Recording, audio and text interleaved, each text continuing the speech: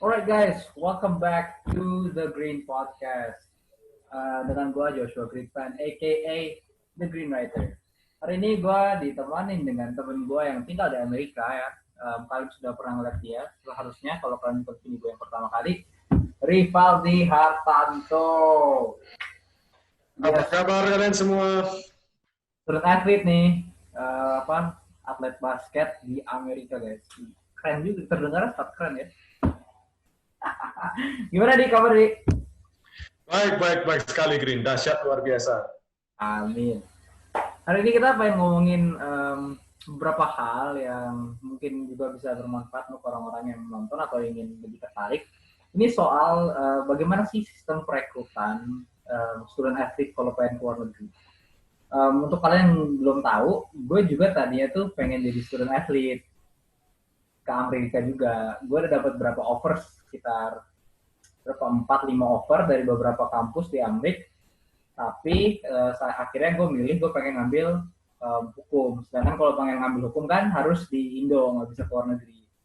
Jadi semua offer itu dengan berat hati harus gue tolak. Bedanya Aldi main basket, gue ke Amerika itu main bola, sepak bola. Sedih juga ya kalau dipikir-pikir ya. Ya harus bersyukur juga dong Green. Kan ada sisi baiknya. Ada sisi baiknya, amin. Kalau ke US gak mungkin ketemu pacar. Bisa jadi. Boleh. Kayak gue sekarang sacrifice loh, udah setahun lebih masih menunggu, belum ketemu juga. Di sini berat men. Saingan lu bule soalnya kan, bukan? Iya, disadvantage men. Asian as kita disadvantage di sini. Susah, konfliknya susah sama orang bule. Lebih cakep, lebih natural, lebih gimana? Atletik juga, jadi ya susah. Kompetisinya levelnya beda men. Anyways, gue pengen mulai nih. Gue pengen nanya dulu nih. Lu kan udah setahun nih. Lu kan main basket di Amerika, ikutin liga kampus di Amerika. Lu apa sih perbedaan terbesar tuh pemain basket Indo sama pemain basket di luar negeri? Kan lu juga dulu pernah main kan di Indo beberapa dari kecil lu main di klub Bineka, justru itu one of the best clubs in Indonesia maybe kan? Yeah. Apa perbedaan yang paling lu rasain gitu ketika lu main basket dan perbedaan yang paling terasa waktu pertama kali saya datang ke sini itu adalah ketika kita latihan pertama kali. Latihan pertama kali yaitu konsep bagaimana kita bermain, konsep filosofi basket di Amerika itu sangat berbeda. Play-nya mereka tuh dirancang untuk di mana 24 detik atau 30 detik di shot clock itu efektif. Nggak cuma kayak satu play, kita gagal, kita reset, atau enggak isolation, pick and roll, nggak seperti itu. Jadi begitu saya datang ke sini, itu bingung. Kenapa? Play-nya rumit sekali. Satu play bisa ada 6 variation. Jadi satu play tapi variasinya 6. Dan itu tergantung bagaimana kita fleksibel. Ketika lihat lawan jaga gimana, terus gimana istilahnya waktu yang tersisa, pemainnya ada di mana. Perbedaan di Indo adalah gimana istilahnya kalau waktu saya bermain di Bineka atau di Indonesia sama SPH, itu terlalu simple playnya. Ya kita cuma palingan pick and roll. Kalau kita bicara soal kejurda, pon, dan macam-macam, pengalaman saya waktu dengan Bineka, itu simple banget. Kamu pick and roll, atau enggak play-play kayak horn, yang double screen, pick and roll, terus kalau enggak ya udah isolation satu lawan satu, manfaatin mismatch. Ketika kamu main di Amerika nggak bisa. Kenapa? Karena skill levelnya udah mirip, sama. Level talentnya udah berbeda. Ketika kita bermain di Indonesia itu ada namanya skill gap. Kadang-kadang kita sering ketemu tim Alan tiba ada namanya skill gap. Gampang banget buat abuse mismatch. Kita main pick and roll, dapat switch, enak finish. Kalau di sini nggak bisa. Kita pick and roll, ada namanya hedge. Jadi mereka quick switch. Jadi nggak dapat mismatch. Kedua juga mereka sistemnya defense-nya lebih bagus dan offense-nya lebih complicated. Jadi nggak gampang. Teman saya pernah bilang ketika di sini, apa yang membedakan Divisi 1, Divisi 2, dan Divisi 3 di sini. Divisi 1 itu memiliki 3, yaitu istilah body atau gift, jadi size and length. Kedua, talent. Dan ketiga, IQ. 3 aspek ini sangat penting untuk bermain basket, maupun dari Divisi 1, Divisi 3, atau enggak NAIA. Dan untuk bermain di Amerika tuh, orang bilang, wah kayaknya seru, tapi nggak gampang. Pusing juga, banyak play yang harus kamu tahu. Intelektualnya seorang atlet jadi kerasa kan. Jadi menurut gue bisa dibilang sih kayak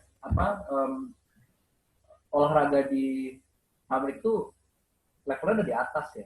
karena mereka juga main udah pakai otak juga, mereka bukan cuma sekedar main pakai badan segala macam kan. Itu menurut gue juga gue rasain tuh pas gue ngeliatin latihannya tim. Kan gue waktu dikasih offer oleh beberapa pelatih itu gue dikasih screen recording latihannya tim mereka. Itu gue bisa ngerasain pas main bola juga drillnya mereka berbeda sama drill di Indo. Bahkan warming up-nya mereka tuh jauh lebih dinamis dari latihan di Indo. Padahal dulu kita pelatih gue juga pelatih fisioterapisnya timnas kan, Pak Lili, terus Kanurdin kan dan segala macam. Itu menurut gue pemakaian otak di sana harus lebih itu ya. Tapi mungkin seru gak? Lu di Amerika lebih seru gak main daripada di Indo? Ya kalau seru sih seru, cuma kalau dibilang sih ya ada manis dan pahitnya ya, sweet and sour. Kenapa? Kalau di Amerika itu mainnya beda. Kita have fun, tapi waktu aku di Indo lebih seru. Kenapa ya? Satu level kompetisinya berbeda. Kita have fun, kita main, istilahnya ya kadang masih bisa seenaknya sendiri gitu. Kayak oke, ayo kita buka, gue dapat mismatch, kita main ISO atau enggak ya? Gue ngocok pertahanan lawan sendiri, blok poin. Di sini nggak bisa. Kenapa? Ya, kamu ya sekarang center sini tinggi 6'7", 6'8", 6'9". Center di sana mereka berdiri lagi pedang kan. Makanya ya jadi kayak nggak gampang untuk memecahkan defense, apalagi defense lawan saya yang kebanyakan di level kompetisi itu udah kuat, istilahnya nggak gampang dilewati. Dan kemudian begitu kamu lewat, help defense-nya langsung ada. Jadi pok rotasi defense-nya cepat.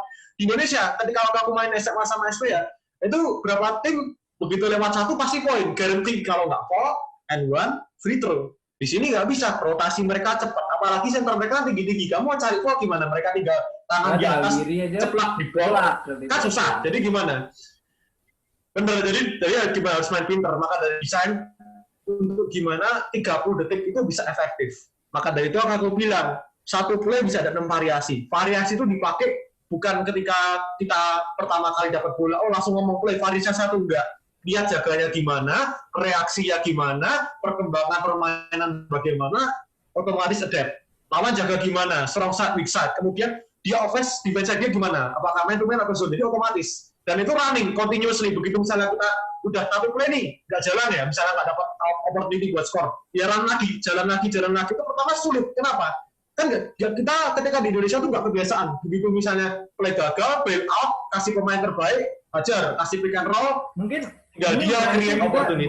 Mungkin karena itu juga poin di Amerika itu lebih tinggi ya, karena mereka lebih efektif mainnya, dan mereka tuh waste possession-nya tuh kalau possession hilang masa rugi banget gitu kan. Bener, jadi mereka memang sampai 80, 90, 100 poin. Sedangkan kalau di Indo kita 40 aja tuh udah lumayan high scoring kan. Iya, karena di Indo mereka lebih fokus terhadap individual talent. Misalnya pemain mana yang bisa dipakai untuk memecahkan defense. Misalnya, point guard dia bagus, ya udah kasih bola ke dia, let him work, gitu kan istilahnya. Itu pengalaman saya di Kejuda, waktu ikut YBA. Jadi pemain yang istilahnya punya ability to scoring, dapat bola terbanyak, tinggal kasih pick and roll, kita main simple atau enggak, namanya horn ya. Horn itu kan double screen. Ya simple aja, kasih double screen, kamu dari kanan, yang kanan pop out, yang kiri masuk, tinggal nanti opportunity mana yang dijaga, mana yang nggak dijaga mana. Di sini gitu nggak bisa, mereka jaganya ketat. Nah, kamu harus kick out, nanti keluar lagi dapat bola reset, kita main lagi. Kalau secara fisik lu ngerasain bedanya juga nggak, kayak apakah orang di sana bodinya lebih keras atau gimana? Yang lebih jelas kerasa juga fisik sini lebih berat ya. Jadi mereka memang istilahnya pemain-pemain di sini itu, kalau di Indonesia kita tahu kalau latihan itu kan ada namanya latihan fisik, latihan apa. Kalau di sini dianggap latihan fisik itu udah di luar, udah tanggung jawab masing-masing. Otomatis ketika kamu latihan, datang ke istilah latihan university, itu kita latihannya untuk play. Bagaimana istilah untuk bermain play, efektivitas, dan shooting, macam-macam. Tapi nggak fisiknya karena dianggap udah di luar tanggung jawab masing-masing. Dan istilahnya jarang ada pemain di sini yang fisiknya jelek. Itu that's a good point. Gue pengen transition sedikit ke proses rekrutmen itu sendiri. Karena kita ngomongin tadi kita ngomongin komitmen kan. Dan komitmen itu sebenarnya adalah hal yang sangat penting dalam proses rekrutmen. Ya kan? Jadi gimana awalnya lu tuh bisa, sebenarnya gue juga tahu sih, tapi biar lebih istilahnya lebih kredibel lah, biar lebih kredibel yang lu ngerasain mereka dengar dari lu langsung. Gimana proses rekrutmen lu bisa sampai ke Amrik? Proses rekrutmen jadi gini, pertama waktu dari SMA kelas 2 kan saya sendiri dapat istilah breakout season di mana saya bermain bagus dan waktu itu pelatih bilang, kamu sepertinya bisa nih main di US, kamu ngelakuin kayak hal-hal kayak gini, karena kamu di Indonesia kan susah, pelatih kan nggak mungkin scouting sampai Indonesia, sangat mustahil. Jadi kamu harus punya film, kamu coba email-email pelatih, bikin mereka interest gitu, top, ngomong, email, bilang saya gini-gini tertarik buat main gini, posisi saya ini, ngomong. Pertama, itu harus dilakukan dari awal. Jangan waktu kamu senior jam kelas 12, baru nanti kayak, wah, aku mau dari kelas 11. Dari kelas 11, kelas 10 juga dilakukan kan. Kelas 11, kelas 10 udah mulai kontak. Film ini tuh lebih semacam highlights video kan, dia apa? Jadi yang kita bikin bagus, benar-benar. Iya, jadi waktu itu kelas 11 sudah mulai istilah kontak-kontak pelatih, email-email. Yang penting, paling penting kirim email. Email itu walaupun kita istilah nggak jamin ya, kalau kita email sekolah-sekolah itu yang balas kemungkinan kayak di bawah 50% lah. Nggak semua sekolah bakal balas. Tapi at least kita kirim email berapa banyak, Dik? 316 kalau nggak salah, 316 email ke 316 sekolah. Yang kirim 316. Divisi 1, Divisi 2 NAE. Yang dapat balasan cuma 20-an. Gua waktu itu nge-email sekitar 80 sekolah, yang ngebales gua dengan interest itu cuma sekitar 10, yang actually ngasih offer cuma 4. Emang pada dasarnya kan kita harus tahu juga nggak semua sekolah kan melakukan sistem rekrutmen dengan hal-hal yang kayak, mestinya ada beberapa yang cuma rekrut lokal, ada yang beberapa mau extend sampai internasional, ada beberapa yang benar-benar nyarinya internasional karena mungkin di sini lokal mereka nggak dapat talent ya, kakak bagian. Jadi banyak sekolah yang istilah sistem mereka rekrutmennya berbeda-beda dan kita harus tahu gitu. Dan yang paling penting ketika dalam proses itu tuh kita harus tunjukin, kita komitmen balas harus cepat. Jadi nunjukin ke pelatih bahwa kita tuh benar-benar niat gitu loh. Ada kayak seriousness, ada komitmen. Jadi stay in contact, komunikasi paling penting. Jadi kalau gua harus list down itu, kalau menurut pengalaman gue juga pribadi, pertama tuh kalau kita pengen direkrut, kita harus punya highlights video, itu sangat penting. Kan cara kita main. Kedua, kita yang harus proaktif kontak email-email pelatih-pelatih di Amrik. Ya kan? Kalau kita pengen kontak pelatih di Amrik, otomatis kita harus tahu dulu dong kampusnya apa, mereka di mana, dan kenapa kita pengen ke sana. Dan ketiga, kita ketika sudah ngomong-ngomong dengan pelatih, kita tunggu offer dari pelatih. Ketika pelatih ngasih offer, kita bisa tandain kontrak, ya kan? Iya. Jadi salah satu poin penting juga adalah kalau kita pengen main di AS, nilai kita harus bagus dan kita harus bahasa Inggrisnya harus fasih, kalau nggak salah. Karena kita bahasa Inggris pelatih minta TOEFL kan, pelatih harus minta TOEFL dan juga nilai SAT dan segala macam.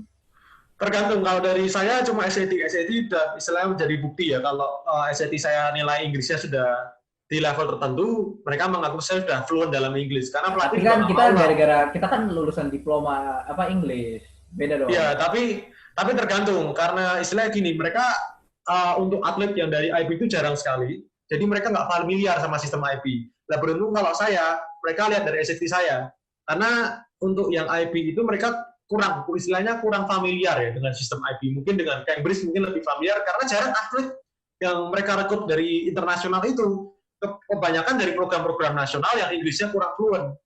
Jadi mereka kurang familiar dalam sektor IB. Nah, mereka lihatnya dari SAT saya, udah bagus, udah nggak apa-apa. Dan kebetulan dari SAT saya juga dapat istilahnya academic scholarship yang cukup lah. Jadi kita bisa untuk beberapa kampus kita bahkan bisa gabungin beasiswa akademis dan juga beasiswa dan atletik. Iya. Nggak semua, tapi kemarin saya juga dapat offer dari Corban University, salah satu university yang saya tertarik, tapi mereka nggak bisa. Jadi mereka tuh ada limit di scholarship-nya. Kalau kamu sudah menentukan limit itu nggak bisa ditambah. Jadi akademik sama atletik nggak bisa ya. Otomatis ketika saya lihat, wah kayaknya sekolahnya juga bagus, cuma mahal.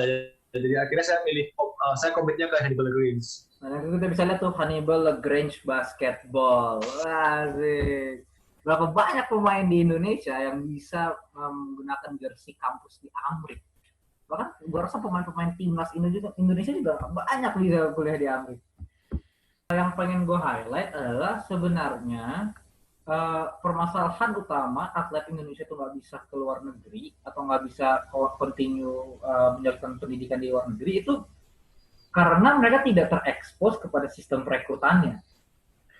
Iya, itu juga sebagian besar ya, karena mereka tidak tahu istilahnya, mereka tidak benar-benar istilahnya memahami bagaimana sih cara berjalannya sistem rekrutmen di Amerika itu. Ada namanya masa di mana masa scouting, masa di mana kamu pelatih bisa interact, dan masa di mana pelatih ngasih offer. Ya betul Itu betul. ada istilah jangka waktunya, nggak bisa kayak kita pikir, oh tinggal nunggu offer doang gitu. Dan apalagi di Indonesia, itu kan pelatih-pelatih kayak dari Amerika juga nggak tahu, kayak kalau kamu sekarang ke US, ke jalan-jalan, kamu kayak di Indonesia pasti nggak ada yang tahu.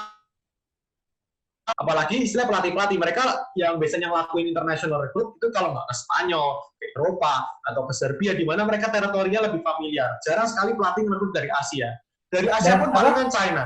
Dan yang gue suka dari apa ceritanya Aldi ini, dia itu apa kan ada beberapa tuh pemain-pemain Indonesia yang apa emang terkenal dari SMP, SMA, dari DBL dan segala macam kan. Karena kita sekolah apa sekolah swasta, pas waktu itu kita sekolah swasta yang kebetulan juga secara akademisnya sulit, kita nggak bisa masuk ke DBL. Tapi itu nggak sebuah menjadi sebuah alasan untuk lu atau menjadi hambatan untuk lu untuk bisa keluar dan belajar di Amrik.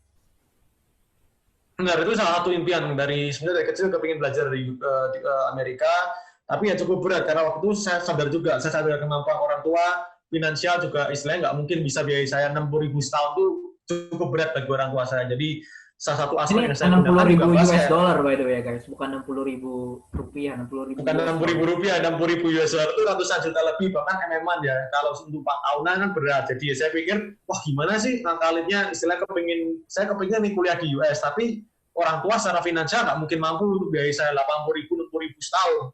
Ya akhirnya beruntung basket jadi alternatif ya, jadi platform untuk membantu saya mencapai impian. Kedepannya lu tuh apakah lu ngeliat diri lu untuk fokus di basket terus atau lu pengen jump out of basketball dan fokus di bisnis atau jurusan yang lain? Ya basket itu selalu jadi hobi dan passion saya kan, tapi kalau untuk bermain di Indonesia itu masih sangat sulit untuk memiliki karir yang stabil ya. Jadi istilahnya saya akan tetap bermain basket, tapi itu akan jadi sekedar hobi aja. Tetap yang ya. Tapi begitu saya lulus, saya punya rencana lah, at least mungkin saya tetap punya mimpi untuk meraih mimpi saya, yaitu menjadi satu pembicara yang terbaik di Indonesia. Dan tapi mungkin suatu saat siapa tahu saya mungkin akan istilahnya tetap berkontribusi dalam dunia basket, entah itu menjadi mungkin kedepannya kalau mampu menjadi asisten pelatih atau mungkin jadi owner atau eksekutif atau mungkin ya scout juga nggak apa-apa lah, at least ada kontribusi. Itu juga itu anyways itu sebuah poin yang menurut gue harus sangat penting. Kita harus sadar di kita itu siapa, kemampuan kita tuh sebatas apa, dan apakah kita bisa lanjutkan ini ke ranah profesional atau apakah olahraga itu cuma menjadi sarana untuk kita reach other things. Dan jadi sebenarnya olahraga itu kita you use it sports only for a platform, menjadi sebuah wadah supaya kita bisa mendapatkan pendidikan. Tapi itu bukan menjadi fokus dari kita kan. Kita nggak membuat olahraga itu sebagai fokus kita menjadi profesional karena kita sadar di kita itu siapa dan kita sadar juga saingan di luar negeri itu siapa. Karena untuk ngasih gambaran aja ya, kayak yang untuk ke profesional tuh kurang dari 1% pemain lah di dunia ini, apalagi NBA itu udah 0,00%, jadi benar-benar istilahnya the best of the best. Dan saya sadar diri bahwa saya tidak memiliki 3 aspek yang tadi saya bilang. Untuk ya tinggi saya juga tidak memenuhi, kemudian juga untuk IQ saya masih tertinggal, karena kan untuk bermain di US kan orang-orang bermain di NBA ini kan IQ-nya kan tinggi banget, udah dari lahir mereka bermain di sistem di US, ya di mana sekarang mereka cocok. Kalau ya, kita lihat macam Chris Paul kan, macam Chris Paul, LeBron James, itu talent one in a million kalau kita bilang, bahkan nggak banyak orang bisa masuk bahkan sampai tembus ke NBA. Ya makanya untuk dari itu kan saya juga sadar, oh mungkin ya saya levelnya yang di segini saja ya, jadi saya sadar. Mungkin berapa orang banyak tanya, loh kenapa kalau Anda bisa, berarti kan kalau saya bisa crack di US, kenapa kamu nggak main di IBL aja? Itu different story. Berarti udah nggak bisa gitu. Teman gue tuh gue sedih aja tuh kadang ngelihat beberapa atlet Indonesia terutama yang pada ranah U17, U16, mereka tuh mereka bukan berpikir mereka tembusin kan tuh sampai ke ranah timnas senior segala macem, tapi itu kan nggak semua orang yang bisa sampai tembus ke tim senior. Yang turun dari situ mereka nggak bisa melanjutkan karir di bidang olahraga. Padahal kalau mereka mengetahui hal tersebut dan pendidikan mereka kuat, mereka mau belajar bahasa Inggris, mereka bisa menggunakan talenta olahraga yang mereka miliki dibawa ke luar negeri, dan itu menjadi sarana mereka mendapat pendidikan. Itu gue sedihnya di situ aja. Benar. Karena ya mau bagaimana lagi kalau misalnya mereka dapat istilahnya dapat degree ya dari University US, apalagi divisi 1 kan biasanya sekolah gede-gede, West Virginia, Texas Tech, Duke, Kentucky, dan masih banyak lagi. Itu kan degree-nya mereka value-nya sangat gede. Apalagi begitu kamu balik ke Indonesia, wah lulusan Kentucky di University of Kentucky, wah lulusan Virginia Tech. Kan keren. The point is, gua aja yang menurut gua masih banyak pemain di luar di Indonesia yang jauh lebih bertalenta daripada gua. Kalau gua aja bisa di reply dan di show interest oleh Duke University, bayangin itu pemain-pemain yang actually bisa dan lebih talenta dari gue, mereka tuh bahkan mungkin bisa main di Stanford, ya kan? Mereka mungkin bisa main di UCLA kalau mereka emang sangat minat ngerjainnya gitu. Ya pertama kalau saya bilang itu adalah seberapa mau kamu meraih impian, seberapa buruk ya, jadi kayak how bad do you want it, how bad do you want to get it, how bad do you istilahnya seberapa inginnya kamu bisa main di US atau seberapa inginnya kamu meraih mimpi kamu. Itu kan pertama dari situ. Kalau dari saya kan juga saya belajar banyak. Pertama kali saya masuk SBN datang itu nggak tahu apa. Impian saya ya, saya main basket SMA, kelar university ya serius. Nyarinya yang full akademik, tapi saat itu ternyata saya juga sadar juga nilai saya bukan nilai yang top banget gitu. Karena jujur juga ya, kalau saya ngelihat kayak Babson College, Boston University, itu yang ngambil GPA-nya pasti harus 3,5, 3,8, 3,9 baru dapat scholarship. Scholarship-nya pun nggak gede-gede banget, karena university gede kan mereka udah punya banyak murid untuk apa mereka ngasih scholarship ya kan. Jadi saat itu saya sadar, pelatih saya juga waktu beritahu saya, kamu bisa main di level sekian saya percaya. Jadi saya baru, sekarang saya target, saya kepingin main di US, juga kepingin jadi student athlete gitu. Dan saat itu saya juga belajar, saya riset, saya cari tahu masa-masanya, ada window periodnya, window commitment. Karena begini, banyak orang nggak tahu, kayak apalagi di US juga banyak orang nggak tahu. Kebanyakan mereka punya offer, tapi mereka miss. Ada namanya window commitment sama window signing. Begitu kamu udah kelewat, kamu nggak walaupun punya offer, nggak bisa sign, nggak bisa tanda tangan. Ya, betul. Ya udah, jadi unsigned. Karena akhirnya kemana ke junior college? Juga punya batas kan, kapan mereka bisa nambahin pemain. Iya. Dan ya, apa yang pengen gue highlight di sini tuh, kita tuh saingannya bukan cuma dari orang-orang Indo juga, kita harus bersaing dengan orang-orang dari Amerika, kita harus bersaing dengan orang-orang dari Eropa. Bahkan gue ngeliat tuh kalau lu NCAA dan NAIA untuk tim bola ya, gue nggak tahu tim basket yang untuk liga bolanya, kita bersaing dengan orang-orang di Afrika juga, dengan orang-orang di Amerika Latin. Jadi tuh emang kita tuh bersaing dengan satu dunia, dan kalau kita nggak komit, kita nggak memiliki daya juang, pada akhirnya ya sia-sia walaupun kita punya talenta itu. Benar. Kalau saya jadi untuk wrap up saya bilang gini sih. Pertama, kamu harus punya komitmen bagaimana sebenarnya seberapa buruk atau seberapa besar kamu ingin menjadi pemain istilahnya college athlete gitu ya, student athlete, seberapa buruk kamu ingin jadi. Kemudian knowledge. Kamu harus tahu sistem rekrutmen dan olahraga yang kamu dalami. Kalau seperti saya basket, saya tahu waktu itu saya harus emailnya bagaimana strukturnya, cara berkomunikasi ke pelatih gimana. Terus bagaimana sih bikin highlight? Bikin highlight ini sangat penting. Video kamu adalah istilahnya kamu harus tunjukin sisi-sisi yang penting. Kayak pelatih itu mau gimana sih? Kalau kamu kepingin bermain untuk satu pelatih, kamu harus tahu timnya gimana, dinamik permainan mereka gimana, itu ya gimana. Selalu berpikir bagaimana istilah untuk membuat tim yang kamu ingin bermain itu lebih baik. Misalnya nih, kamu tertarik di satu university ini. Kamu harus riset nih, pola permainannya gimana, mereka kuatnya gimana, lemahnya gimana. Dan ketika email bilang gini, coach saya punya istilahnya satu aspek ini yang bisa bantu tim untuk menjadi lebih baik. Nah begitu pelatih lihat, berarti dia udah riset nih tentang university kita, tahu nih kelemahan dan kekuatan kita di mana. Kan berarti udah kayak istilahnya udah kayak ada satu aspek di mana, ini kayak pemain serius nih, niat. Dia udah riset nih, istilahnya udah tahu tim kita. Nah itu sangat penting. Karena saya juga sering tuh kayak universitas saya tuh ada universitas kecil. Untuk nyari video mereka bermain pun di YouTube sangat sulit. Tapi saya dapat dan waktu itu saya bisa komunikasi baik sama pelatih saya. Itu penting. Dan juga aspek akademisnya itu sangat penting. Kita yang paling bisa, penting iya, kita yang paling penting itu akademik aja. kita harus punya kemampuan akademis, harus juga niat secara sekolah, dan juga bahasa Inggrisnya juga penting menurut gue ya. Nah, menurut saya yang menghambat banyak sekali atlet-atlet, especially di Indonesia itu untuk bisa bermain di college untuk di level US itu ada akademik. Akademik di sini nggak main-main. Istilahnya kalau kamu benar-benar ingin komitmen, ingin benar-benar bermain di US, yang pertama kali kamu harus lulus adalah akademik.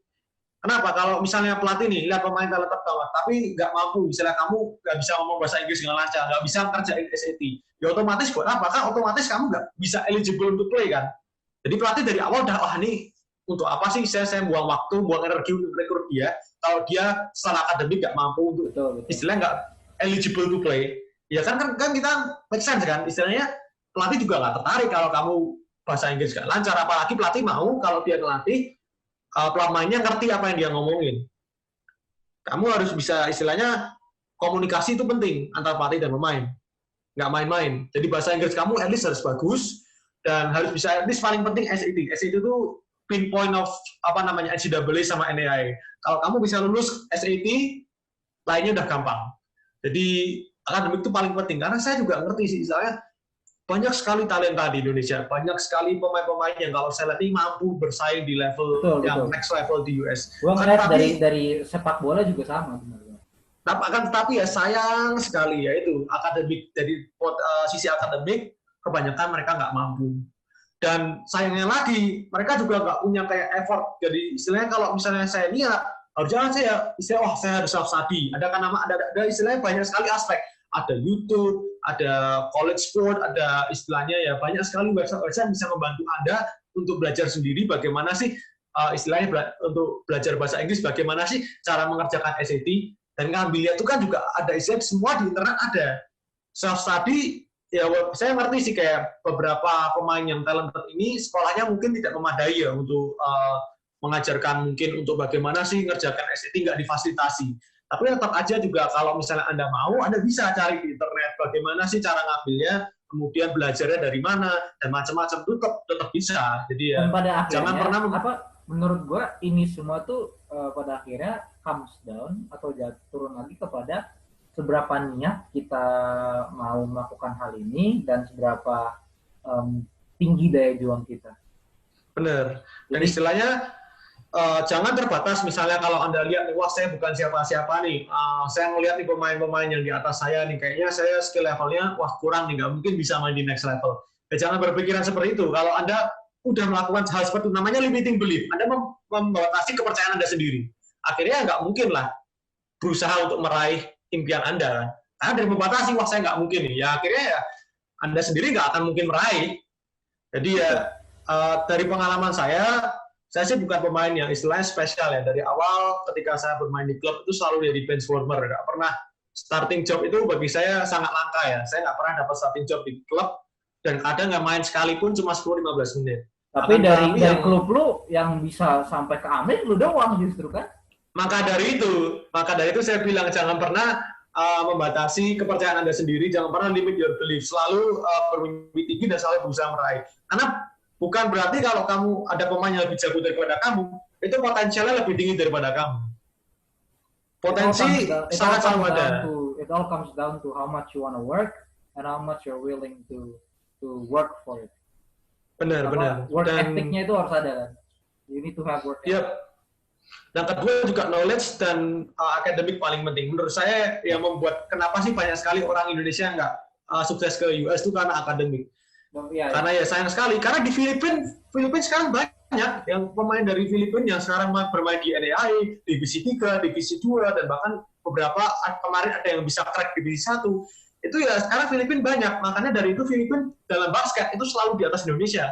Karena ya itu, kemarin saja saya ketemu salah satu pemain Filipina pun di liga saya, yang istilah kita sempat match up 2 kali. Jadi di liga saya itu ada satu pemain Filipina, NAIA juga. Mereka divisi 3, mereka divisi 3. Jadi ya istilahnya susah untuk catch up karena pemain-pemain mereka sudah terbiasa bermain di atas level kompetisi mereka. Betul. Itu penting. Anyways, I think that's all we can talk about today. Kalau ada beberapa dari kalian yang punya pertanyaan mengenai cara rekrutmen ke Amrik atau bingung juga cara rekrutmen ke Amrik, kalian bisa DM gue, mungkin kalian bisa tanya Aldi. We're willing to help. Kita juga punya beberapa guru-guru juga kita koneksi yang di Amerika yang I think would be glad to help you guys, karena itu memberikan kalian options yang lebih luas untuk bisa menjelajahi dunia ini. Right, I think that's all. Thank you for today, guys. If you like this video, don't forget to like, comment, and subscribe. I will leave Aldi's Instagram and social media on the comment section below, on the descriptions below. And thank you so much, Aldi, for today. No problem. And I'll see you all guys on the next video. Thank you. See you. Terima kasih sudah nonton video ini. Jangan lupa untuk like, comment, dan subscribe, dan follow gue on social media. Thanks for watching and see you in the next video.